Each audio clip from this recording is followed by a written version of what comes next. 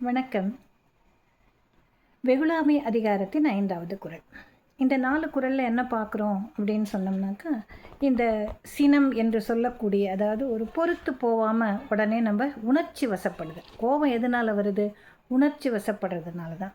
சின்ன சின்ன விஷயங்களுக்கு கூட நம்ம என்ன பண்ணுவோம், அந்த பொறுமை அப்படிங்கிற எண்ணம் நமக்கு வரதில்லை, அந்த ஒரு குணம் நமக்கு வரதில்லை. சின்ன விஷயமா இருந்தாலும் உடனே என்ன பண்ணுவோம், சுள்ளுன்னு கோவப்பட்டுறோம். கோவப்பட்டு வார்த்தைகளை விட்டு விடுகிறோம், இல்லைன்னா அடிச்சிடுறோம். இதெல்லாம் நல்லதுக்கா அப்படின்னாக்கா கிடையாது. அதை தான் அவர் சொல்கிறார். இந்த குறளில் என்ன சொல்கிறாருன்னா, தன்னை தான் காக்கின் சீனம் காக்க காவாக்கால் தன்னையே சுடும் சினம். தன்னைத்தான் காக்கின் சினம் காக்க காவாக்கால் சன்னையே கொல்லும் சினம்.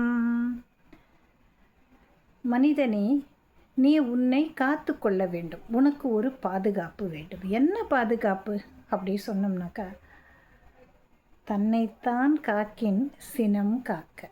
நீ உன்னையே காப்பாற்றிக்கணும், நல்ல விதமாக உன்னுடைய உடலும் உள்ளமும் இருக்க வேண்டும் என்றால் நீ சினம் காத்துக்கொள்.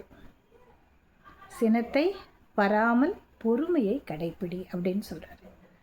சரி, கடைப்பிடிக்கிறேன். காவாக்கால், அப்படி நீ அந்த குணத்தை கைப்பற்றாவிட்டால் என்ன நடக்கும்? தன்னையே கொல்லும் சினம். உன்னையே அந்த கோபமானது அழித்துவிடும். ஆக ஒருவர் தன்னுடைய உடல் நலம், உள்ள நலம் இவற்றை கவனித்து கொள்ள வேண்டும் அல்லது பேண வேண்டும் என்று நினைத்தால் என்ன செய்யணும்? முதல்ல கோபத்தை கைவிட வேண்டும். கோபம் இருந்தால் அது அவரையே அழித்துவிடும். இந்த இடத்துல என்ன சொல்கிறாரு? தன்னையே சுடும் அப்படின்னு சொல்கிறார். சுட்டா எப்படி இருக்கும்? ஜாலியாக இருக்குமா? நமக்கு என்ன எரிச்சல் வரும்.